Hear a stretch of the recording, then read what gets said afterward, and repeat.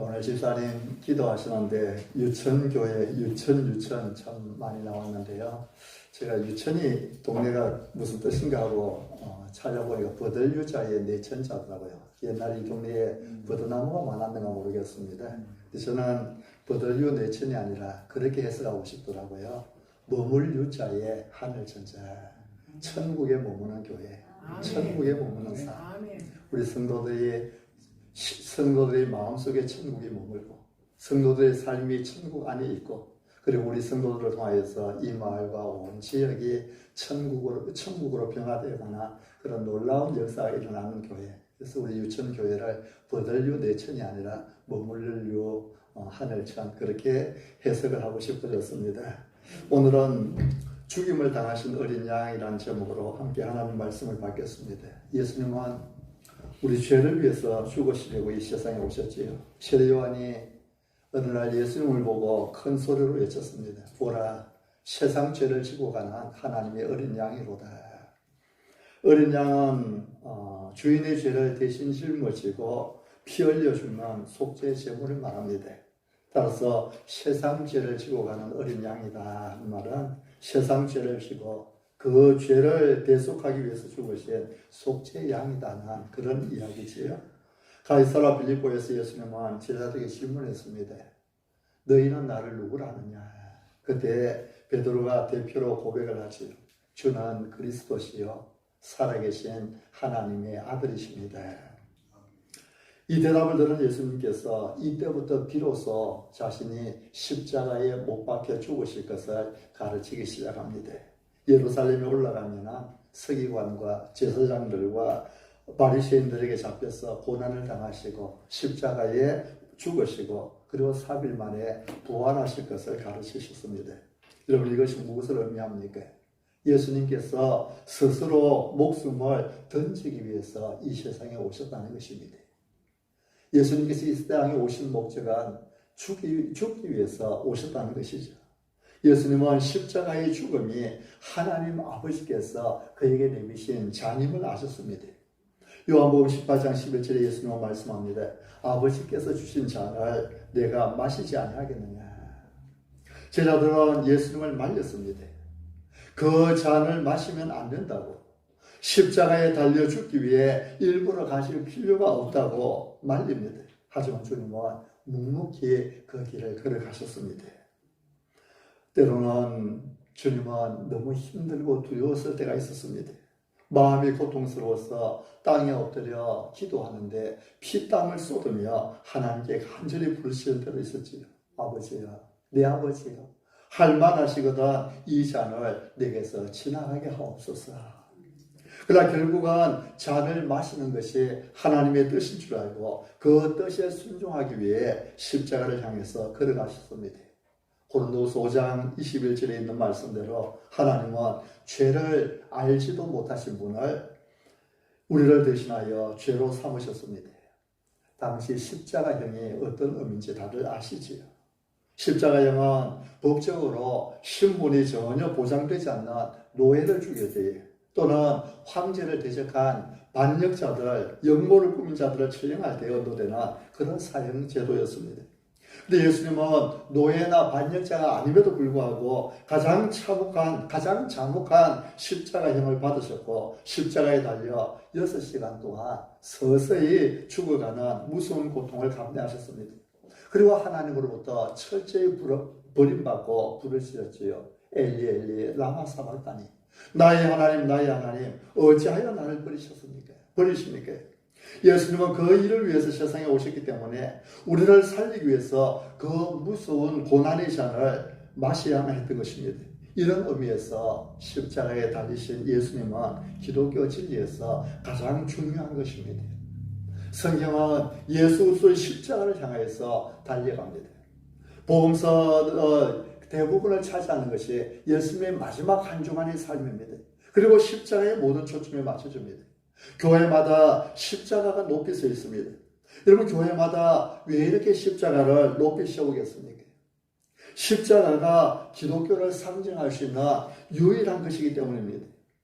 기독교의 중심 진리를 가장 정확하게 대변하는 것이 십자가이기 때문입니다. 그 십자가의 중심에는 예수 그리스도가 계시지요. 영국의 유명한 신학자 존 스타트 목사님은 이런 말을 했습니다. 예수님에 관한 이야기 중 가장 중심이 되는 것이 무엇일까? 처녀 몸을 통해서 잉태했다는 동정녀 탄생 이야기일까? 아니다. 그러면 무엇일까? 성경에 많이 기록되진 않았지만 예수님의 젊은 시절에 관한 이야기들일까? 그것도 아니다. 그러면 예수님께서 주신 생명의 말씀인 교훈일까? 그것도 아니다. 그러면 예수님께서 헌신적인 종의 삶을 보여주신 봉사활동일까? 그것도 아니다. 그러면 부활일까? 그럴지도 모르지만 부활도 아니다. 그러면 뭘까? 예수님께서 만왕의 왕이 되셔서 영원토록 다스린다는 통치일까? 그것도 아니다. 그러면 무엇이냐? 존 스타터 목사님의 대답입니다. 예수 그리스도의 죽음이다. 예수 그리스도의 죽음이다. 십자가에 달리신 그분의 죽음이 기독교의 중심이요, 계시의 중심이다. 여러분, 기독교의 중심은 십자가요, 우리 신앙의 중심도 십자가입니다. 그러므로 십자가에 못 박히신 예수 그리스도, 그분이 모든 중심에 서 있습니다. 누구든지 이 십자가의 도를 깨닫기 전에는 예수님을 안다는 소리를 하면 안 됩니다. 누구든지 예수님의 십자가를 깨닫고 그 십자가를 통해서 깊이 은혜 받게 되면 그 사람이야말로 예수님을 아는 사람이요, 예수님을 통해서 은혜 받은 사람이라 이렇게 말할 수 있습니다. 그만큼 십자가의 죽음, 십자가에 못 박히신 예수님, 우리 기독교 신앙의 진수요, 본질이요, 기본입니다. 이번 주가 지나고 우리 다음 주간에는 고난주간입니다. 예수 그리스도의 십자가 지신 그 고난을 기념하는 고난주간을 앞두고 우리는 이 십자가의 은혜에 깊이 침잠에 들어갈 수 있어야 됩니다. 이절 우리의 신앙의 중심이 예수님의 죽음, 또 예수님이 죽으신 그 사건에 있다는 사실을 기억하면서 오늘 요한계시록 5장을 펼쳐보면 우리에게 또 한 번 이 사실이 얼마나 진리인가를 가르쳐 줍니다. 여기에서도 예수님의 죽으심과 십자가에 죽으신 그 예수님이 우리 신앙생활에 얼마나 중요한 중심에 서 있는 사건이요, 진리임을 알 수 있습니다. 사도 요한이 밤모라고 하는 섬에 가서 유배생활을 할 때에 하루는 환상 중에 하나님 나라의 영광을 보았습니다. 하나님께서 보좌에 앉아 계시고 그 주위에 24 장로들이 앉아 있고 또 네 생물이 있고 그들을 둘러 천천만만의 천사들이 있는 것을 보았습니다. 더욱 중요한 것은 그 중앙에 어린 양이 서 계시는 것을 보았습니다. 6절에 내가 또 보니 보좌와 네 생물과 장로들 사이에 한 어린 양이 서 있는데, 여러분, 왜 하필이면 어린 양입니까?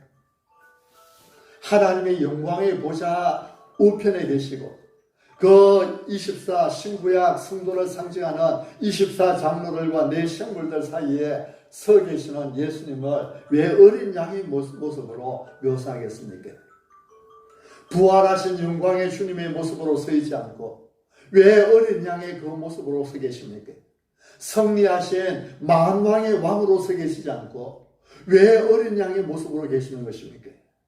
어린 양이라는 말은 십자가에서 죽으시는 예수님의 모습을 나타내는 말입니다. 십자가의 죽음의 흔적을 가진 예수님의 모습을 말합니다.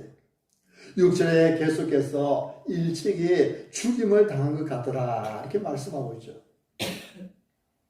하나님의 보좌 앞에 한 어린 양이 서 있는데 딱 보면은 이분이 바로 십자가에 죽으신 예수님이구나, 십자가에 피 흘려주신 그분이시구나 하는 것을 금방 알 수 있도록 그런 모습으로 주님께서 서 계신다는 것입니다. 여러분, 예수님께서 부활하신 다음 영광의 몸을 입고 제자들 앞에 나타나셨을 때 그때도 예수님의 손에는 여전히 못자국이 있었고 예수님의 옆구리에는 창자국이 있었습니다. 예수님은 믿지 못하겠다고 하는 도마를 향하여서 말씀하지 않습니까? 도마야, 너 왜 믿음 없느냐? 이리 와서 내 손에 손못자국을 만져봐라. 내 허리에 창자국을 만져봐라. 그리고 믿음 없는 자가 되지 말고 믿는 자가 되라고 말씀합니다. 여러분, 어떻게 부활하신 영광의 주님이 그 상처를 그 몸에 그대로 가지고 계실까요? 마치 사도 요한이 본 하늘나라의 어린 양과 그리고 부활하시는 예수님의 그 영광스러운 몸에 남아있던 십자가의 그 상처가 서로 일맥상통하고 있는 것 같습니다. 아마도 예수님께서 이 세상을 다 구원하시고 이 땅의 모든 어둠의 권세와 예수님을 대적하신 자들을 다 심판하신 다음 새하늘과 새 땅을 이루시고 영원히 통치하는 그날이 되기까지는 그 몸에 십자가의 흔적을 여전히 지니고 계실 것 같습니다. 여전히 어린 양의 모습으로 계실 것 같습니다. 그만큼 십자가의 주님이 중요하다는 것이지요. 십자가가 중심이라는 것입니다. 찬송가 240장에 주가 맡긴 모든 역사라는 찬송이 있습니다. 미국의 잘 알려진 찬송 작가였던 크로스비 여사가 작사한 찬송인데요. 이 크로스비 여사는 6살에 시각장애인이 되었습니다. 맹인이 되었습니다. 그리고 보지 못하는 채로 95세까지 살았는데요. 그동안에 영안이 열려서 이 크로스비 여사가 지은 찬송가가 8,000편이 넘는다고 합니다. 그 중에 하나가 이 240장인데요. 주가 맡긴 모든 역사 힘을 다해 마치고 밝고 밝은 그 아침을 맞을 때 요단강을 건너가서 주의 손을 붙잡고 기쁨으로 주의 얼굴 배우리. 나의 주를 내가 그의 곁에 서서 배우며 나의 주를 손에 못자국을 보아야겠네. 나의 주를 손에 못자국을 보아야겠네. 우리는 하나님 보좌 앞에 서 계시는 분이 이 십자가의 흔적을 갖고 계신 어린 양이라는 사실을 기억해야 됩니다. 예수님은 여전히 십자가의 흔적을 가지고 손에 못자국을 가지고 하나님의 보좌 앞에 계시는 것입니다. 1절에 보면 보좌에 앉으신 하나님의 오른손에 두루마리가 있습니다.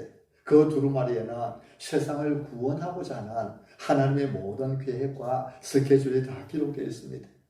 또 하나님을 대항하는 어두운 권세, 심지어 죽음과 사탄과 모든 마귀와 그를 추종하는 자들을 심판하실 모든 계획과 스케줄이 그 속에 다 기록되어 있습니다. 6장 이하에서 이 두루마리의 인봉을 하나하나 떼갈 때에 심판의 메시지들이 그대로 드러나고 있는 것을 볼 수 있지요. 이 두루마리는 바로 하나님의 구원 계획이요, 하나님의 심판 계획입니다. 근데 그 두루마리를 기록한 후에 7번이나 봉인하여서 아무도 함부로 펴보지 못하도록 비밀에 두셨습니다. 하나님은 거기에 기록된 대로 세상을 심판하실 것입니다. 그런데 그 두루마리를 받아서 거기에 기록된 대로 이 세상을 구원하실 분이 눈에 보이지 않았습니다. 하늘 위에도 땅 위에도 땅 아래에도 이 두루마리를 펴볼 사람이 없었습니다. 펴볼 이가 없었습니다. 그래서 사도 요한은 그 자리에서 대성통곡을 했습니다. 크게 울었습니다. 하나님께서는 그 두루마리를 자기 앞에 서 있는 어린 양 예수에게 주셨죠. 그 두루마리를 받으신 예수님께서 인봉을 떼었습니다. 이것은 예수님만이 세상을 구원하실 분이시요, 예수님께서 세상을 심판하실 권세를 가졌다는 것을 의미합니다. 십자가에 못 박히신 어린 양 예수, 죽임을 당하신 예수, 그분만이 세상을 구원하실 구원자요, 만왕의 왕이시요 영원한 제사장임을 하나님께서 인정하시고 그 두루마리를 그분에게 맡기신 것입니다. 이런 우리는 십자가에 죽으신 어린 양 예수 그리스도가 구원 역사의 주인공이시요 중심이심을 꼭 기억해야 됩니다. 십자가의 죽음을 바로 깨달을 때에 우리는 예수님을 안다고 할 수 있습니다. 십자가의 은혜를 체험할 때에 우리는 은혜를 받았다 할 수 있는 것입니다. 예수님을 바로 믿고 싶으면 십자가의 주님을 주목하십시오. 십자가에서 죽으신 어린 양에 대해서 끊임없이 묵상하고 공부하십시오. 그분 앞에 더 가까이 나아가서 깊이 아십시오. 그럴 때 우리는 정말 예수님을 믿는 사람이라 할 수 있는 것입니다. 이제 우리가 이 십자가를 신앙의 중심으로 인정하고 십자가의 주님을 항상 주목하고 바라보고 따르려면 우리가 어떻게 해야 될 것인가, 세 가지를 말씀드리겠습니다. 먼저 십자가에 죽으신 주님, 그 어린 양을 믿어야 됩니다. 십자가의 은혜를 알려면 십자가의 주님, 어린 양을 믿어야 됩니다. 십자가에 죽으신 그분이 죄 없으신 하나님의 아들이심을 믿어야 합니다. 그분이 우리 죄를 짊어지고 나를 위해 죽으셨다는 것을 믿어야 합니다. 9절 중간에 보면 일찍이 죽임을 당하사 각 족속과 방언과 백성과 나라 가운데에서 사람들을 피로 써서 하나님께 드리시고, 예수님은 십자가의 죽음으로 자기 피로 우리를 사셨습니다. 그래서 우리를 하나님께 드리셨습니다. 10절을 보십시오. 그들로 우리 하나님 앞에서 나라와 제사장들을 삼으셨으니 그들이 땅에서 왕노를 하리로다. 하나님은 우리를 하나님 나라로 만드셨습니다. 하나님 나라의 제사장들로 삼으셨습니다. 그리고 앞으로 예수 그리스도와 함께 영원토록 왕노릇할 영광스러운 존재로 만드셨습니다. 예수님은 십자가에 죽으시고 우리를 이처럼 피로 써서 나라와 제사장으로 삼으셨음을 믿어야 한다는 것입니다. 그리고 예수님의 십자가는 실제로 역사적인 사건임을 믿어야 합니다. 사람이 만들어낸 이야기가 아닙니다. 오래된 신화가 아닙니다. 실제로 역사적으로 일어난 사건이었습니다. 그리고 그 십자가의 주님을 믿을 때 우리의 모든 죄가 영원히 사함받고 그 용서함은 영원토록 효력을 발휘한다는 것도 믿어야 됩니다. 그런데 교회는 이 사실을 안 믿는 사람들도 있습니다. 저는 이 자리에 나온 우리 모두가 예수님만이 우리의 유일한 구원자예요.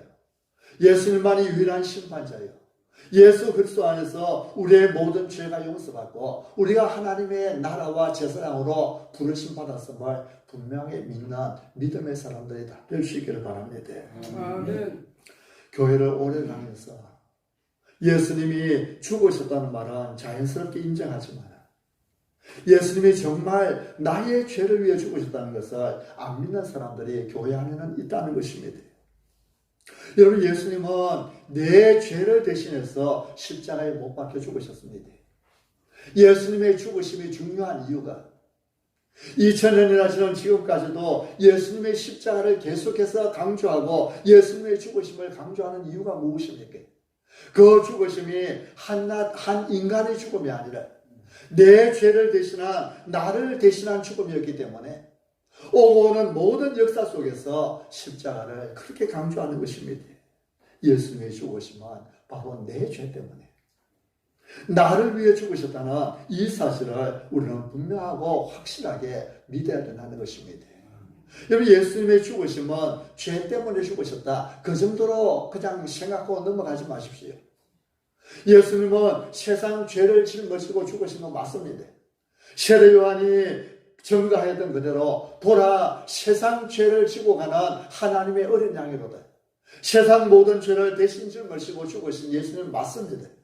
그러나 거기에 더 중요한 것은 예수님은 그 세상 죄 중에서도 바로 내 죄를 위해서 죽으셨다는 사실, 나를 위해 죽으셨다는 사실, 이 믿음이 있을 때에 예수님과 나의 관계가 1대1의 관계로 맺어지게 되는 것이지요.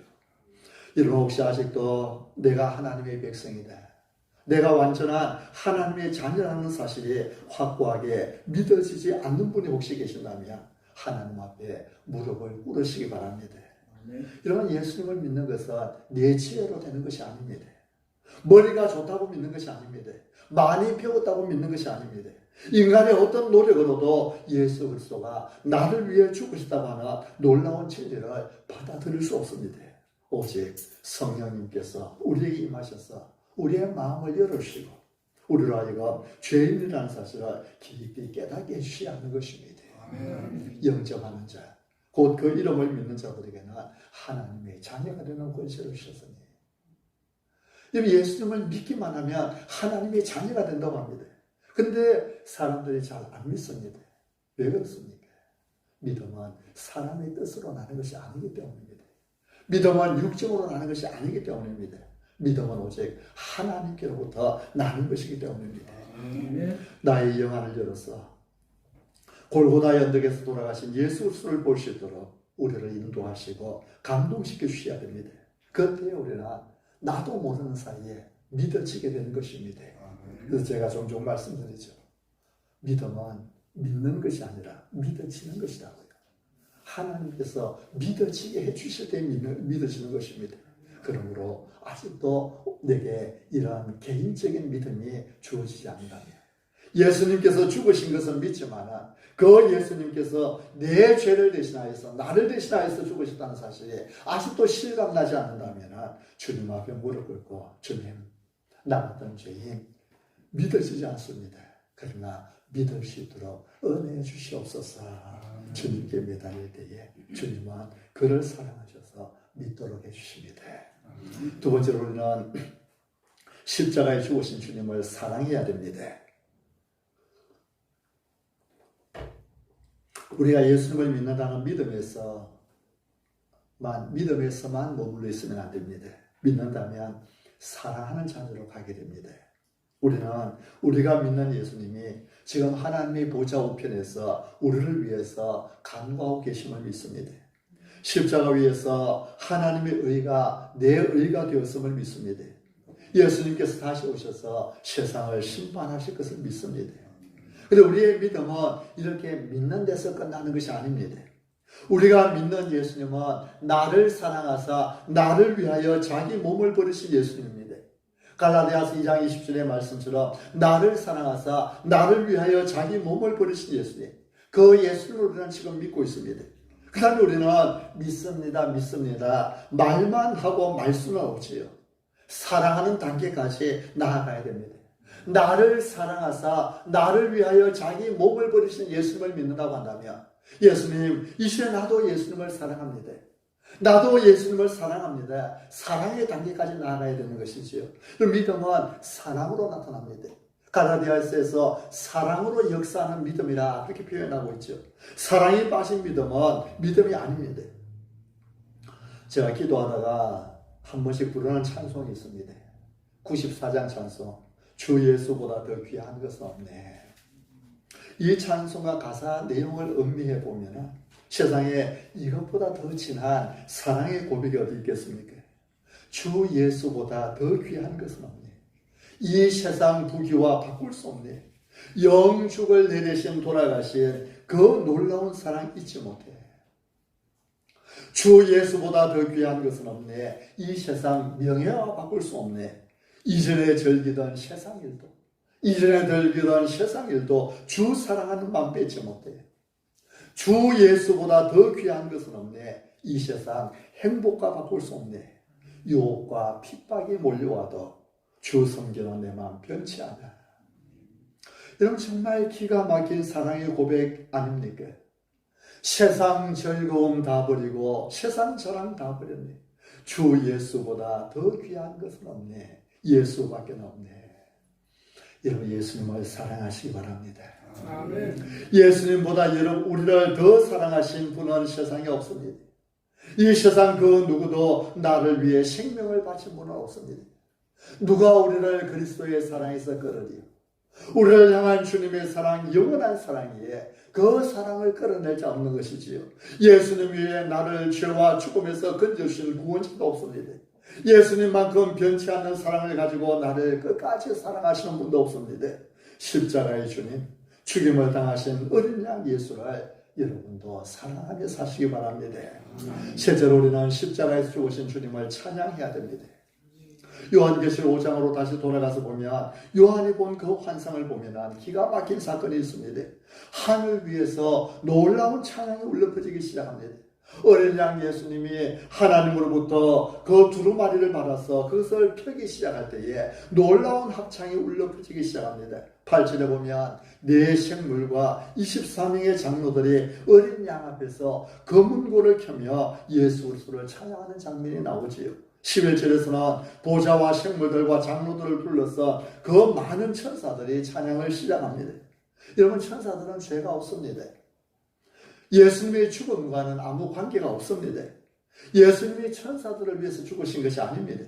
그래도 천사들이 십자가에 죽으신 어린 양 예수를 찬양하기 시작하는 것입니다. 뿐만 아니라 13절에 넘어가면 하늘 위에와 땅 위에와 땅 아래와 바다 위에와 바다 가운데 모든 피조물이 찬송합니다. 모든 만물까지도 십자가에 죽으신 예수 그리스도를 찬양하고 있습니다.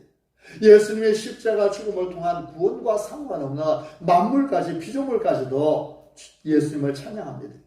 이제 예수님께서 재림하시는 그날이 되면 온 우주 만물이 어린 양 되신 예수 그리스도를 향하여 종려나무를 흔들며 검은고를 켜면서 하나님께 영광과 찬양을 돌리는 날이 올 것입니다. 우리는 그 날을 기다리고 있습니다. 이런 온 우주 만물이 십자가에 죽으신 어린 양을 찬양한다면 그리스도의 보배로운 피로 구원받은 우리는 어떠해야 되겠습니까? 우리는 더욱 힘써서 주님을 찬양하며 살아야 하지 않겠습니까? 언제 찬양하게 됩니까? 주님을 믿을 때에 찬양하는 것입니다. 언제 찬양합니까? 십자가의 주님을 사랑하게 될 때에 우리가 찬양하게 됩니다. 그 주님 때문에 내가 하늘에 있는 복과 땅에 있는 복을 다 받아서 영광스러운 하나님의 자녀로 구원받게 되었음을 생각하면 찬양하지 않을 수 없습니다. 날마다 십자가 앞으로 더 가까이 나가면서 찬양하지 않을 수 없는 것입니다. 천상에 있는 모든 존재들이 찬양하는데 나중에는 온 우주 만물이 다 찬양하는데 날마다 주여 주여 하면서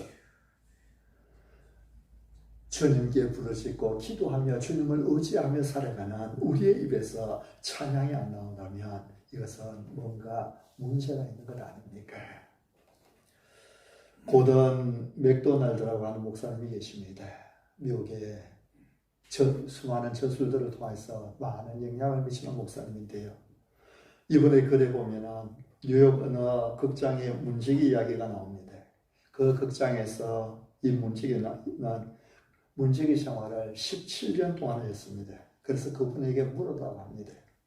당신이 극장에서 문지기 생활을 할 동안에 저 극장한 공연 장소 안에 들어가서 관람해 본 일이 있습니까? 그저 17년 동안 한 번도 없다고 대답했습니다. 이런 정말 놀라운 이야기 아닙니까? 우리 예수님을 믿는 사람들 가운데도 두 부류가 있습니다. 한 사람은 예수님이 십자가 지고 올라가신 골고다 정문 초소에만 머물러 있습니다. 그래서 날마다 거기서 바쁩니다. 성경 공부도 하고 교회 봉사도 하고 뭔가 요란하긴 하지만 예수님께서 십자가에 못 박혀 돌아가신 저 골고다 그 언덕 위에까지는 안 가보는 것입니다. 그런데 어떤 사람은 주님이 십자가에 못 박히신 그 자리까지 날마다 나갑니다. 그 놀라운 주님의 죽으심을 바라보면서 때로는 찬양하고 때로는 진한 감동을 받고 감격하는 사람도 있습니다. 여러분은 어떤 사람이 되고 싶습니까? 문 밖에서 문이나 시키는 사람이 되고 싶습니까? 아니면 공연장에 들어가서 즐기는 사람이 되고 싶습니까? 골고다 정문에만 머물러 있어서는 안 됩니다. 주님께서 십자가에 못 박히신 그 십자가 현장 앞으로 다가가야 됩니다. 어떤 사람은 찬양을 이렇게 표현을 하죠. 아무것도 없는 우리가 모든 것을 가지신 하나님께 드리는 유일한 선물이 찬양이다. 우리가 하나님께 드릴 수 있는 것이 뭐가 있겠어요? 오늘도 여러분들이 하나님 주신 은혜를 따라서 헌금을 가지고 나오시지만 이 헌금이 우주 만물의 주인 되신 하나님께 얼마나 도움이 되겠습니까? 우리가 하나님께 드릴 수 있는 유일한 선물은 찬양입니다. 찬양이 제사입니다. 어떤 면에서 십자가와 상관없다고 할 수 있는 천사들도 또 우주 만물 그 모든 피조물들도 십자가에 죽으신 예수님을 찬양합니다. 그런데 십자가로 구원받은 우리가 주님을 찬양하는 일을 게을리한다면 이것은 정말 부끄러운 일이 되는 것이죠. 어린 양 예수 그리스도는 우리 신앙생활의 중심입니다. 기독교의 중심입니다. 그분을 모르면 기독교를 모르는 것입니다. 십자가의 죽음을 모르면 아직까지 죄송하지만 예수님을 제대로 안다고 할 수 없는 것입니다. 여러분 십자가의 주님을 주목하십시오. 그리고 그분을 믿으십시오. 그분을 사랑하십시오. 그분을 찬양하십시오. 이것이 우리가 건강하게 신앙생활하는 길입니다. 이 한 주간 특별히 여러분의 마음속에 죽임 당하신 어린 양, 그 어린 양을 많이 생각하시고 묵상하시고 찬양하며 사랑하며 살아가는 그런 은혜가 있기를 바랍니다. 아멘.